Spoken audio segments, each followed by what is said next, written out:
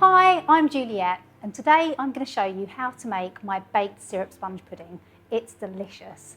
So we're going to bake this in a cake tin, so it's quite different to your usual steamed one. A lot of the time this can be quite dense and heavy, so I thought if I spread it out, you'll get a lovely layer of the syrupy topping and a light layer of sponge. The first thing that you need to do is line the tin properly. Because there's going to be a nice lovely pool of syrup, I want to make sure that that doesn't kind of escape. So I've got a roll of paper here. If you like baking a lot of cakes, this is a really good idea. So this once was a whole roll of paper.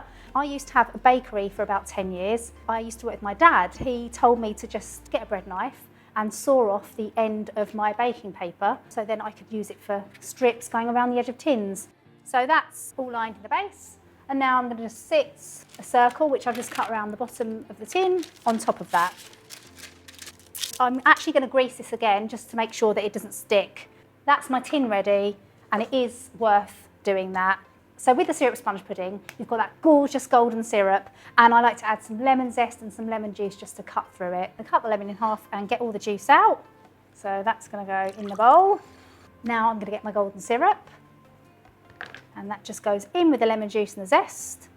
When you have the traditional steamed sponge pudding, you get kind of a big wodge of syrup on top, and then kind of quite a dense bit of sponge.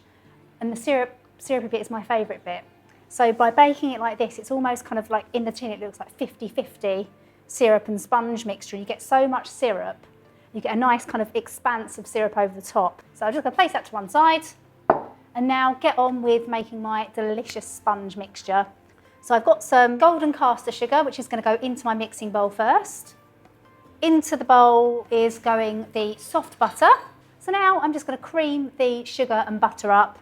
Once the sugar and butter's all blended together, whack up the speed, and on high, make it nice and pale and fluffy. Now if you don't have a stand mixer, just use a wooden spoon and a bit of elbow grease. You just want it to go nice and white and pale and fluffy.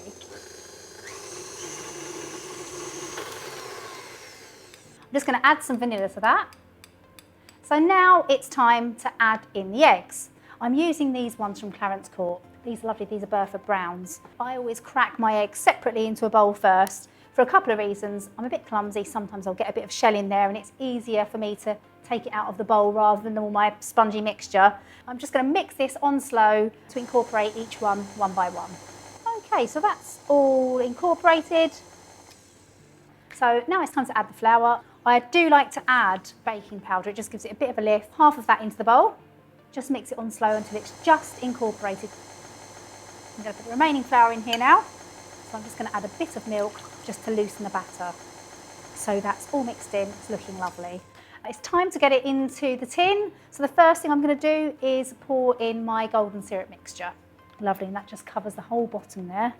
And now I'm going to add the sponge to this. Now, top tip, I don't want to kind of add all the sponge mixture, just plop it into the middle, because the syrup will escape up the sides of the tin. I want to kind of trap it, so I'm going to build a kind of outside edge of sponge and work inwards.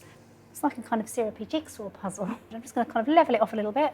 So the beauty of something like this is it's really low maintenance. It's now going to go in the oven on 160 degrees fan for about 45 to 50 minutes until the sponge is just cooked through.